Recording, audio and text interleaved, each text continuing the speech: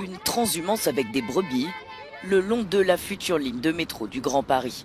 C'est ce qu'ont fait ces randonneurs à la découverte de l'histoire maraîchère de la Seine-Saint-Denis. Ça permet aussi de connaître donc, la richesse de l'Île-de-France, qui on ne connaît pas. Peut-être aussi il y a des préjugés liés souvent à l'habitat, aux gens. Et d'un coup, quand vraiment vous revenez dans ces endroits, vous découvrez vraiment un autre visage.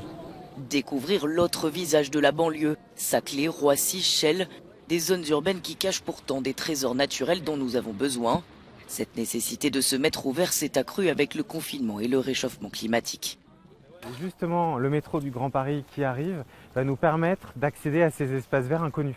Ce qu'on essaye d'imaginer, c'est des parcours piétons au vert dans les territoires de banlieue entre les futures gares.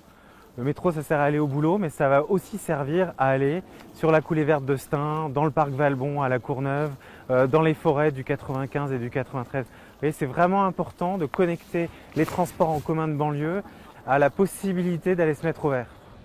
Ces marches permettent aussi de rencontrer des producteurs locaux et de mieux connaître leur travail. Selon cet éleveur, les mentalités ont changé ces dernières années. Et aujourd'hui, on a de plus en plus de monde. Il y a 15 ans, quand je faisais de l'agriculture urbaine, tout le monde dormait dans la salle, tout le monde rigolait. Aujourd'hui, on a gagné du terrain. Peut-être que dans 15 ans, on pourra parler vraiment d'élevage. Depuis 2018, plus de 4000 personnes ont participé à ces randonnées à seulement quelques kilomètres de la capitale.